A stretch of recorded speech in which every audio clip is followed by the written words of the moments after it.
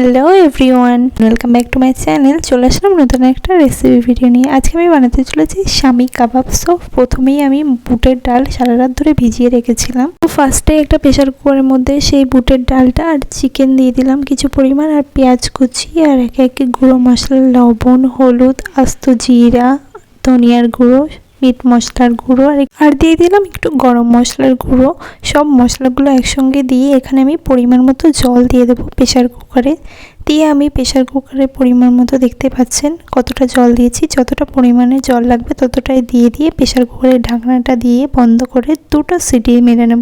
দুটো সিটি মেরে নেওয়ার পরে এখানে আমার চিকেনটা আর ডালটা একদমই সিদ্ধ হয়ে গেছে, দেখতেই পাচ্ছেন। বাট একটু এক্সট্রা জল ছিল, সেটা শুকিয়ে নিলাম। দেন এখানে একটা বোলের মধ্যে আমি ওই সিদ্ধ যে ডালটা ছিল আর চিকেনটা ওটা নিয়ে নিলাম। দিয়ে এখানে দিয়ে দিলাম একটু বেসন আর একটু মসুর ডালের গুঁড়ো, এটা আমি বাইন্ডিংয়ের জন্য দিলাম। আর এখানে দিলাম একটু কাবাব মশলা। এগুলোকে আমি একসঙ্গে দিয়ে একটা ডিমও দিয়ে দিলাম। দিয়ে এখন এগুলোকে ভালো করে একসঙ্গে মাখিয়ে নেব। একদম চটকে চটকে মাখাতে হবে, এরকম হাত দিয়েই মাখাতে হবে। দেন এটাকে ভালোভাবে মাখানোর পরে দেখতে পাচ্ছেন এই অবস্থায় চলে এসছে। সো এই অবস্থাতেও আপনারা ফ্রিজের মধ্যে এগুলোকে স্টোর করতে পারেন, বাট আমি কিছুটা এখানে ভেজে দেখাচ্ছি, আমিও স্টোর করে রাখবো। এইভাবে আমি শেপ দিয়ে নিচ্ছি, আপনারা যেরকম খুশি সেরকম শেপ দিয়ে নিতে পারেন। আমি এরকম গোল গোল শেপ দিয়ে নিচ্ছি।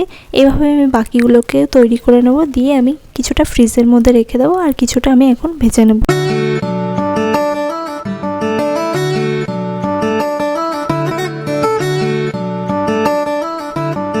দেন এখানে আমি গ্যাসের ফ্লেমটা অন করে একটা প্যান বসিয়ে দিলাম। প্যানের মধ্যে দিয়ে দিলাম কিছু পরিমাণে সরিষার তেল। এখানে আমি সরিষার তেল ইউজ করছি, আপনারা চাইলে এখানে সাদা তেলও ইউজ করতে পারেন। দেন আমি কিছু এখানে ভেজে দেখাবো কাবাবগুলো। সো এখানে আমি একে একে দিয়ে দিচ্ছি, দেখতেই পাচ্ছেন এরকম শেপ করেছি, ছোট ছোটই করেছি, আমি বেশি বড় করিনি।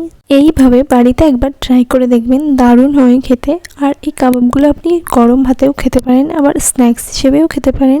সো এই ছিল আজকের আমার রেসিপি ভিডিওটা যদি ভালো লাগে একটা লাইক কমেন্ট করে দিও। আর এরকম নতুন নতুন ভিডিও পেতে হলে আমার চ্যানেলটাকে অবশ্যই সাবস্ক্রাইব করো। বাই।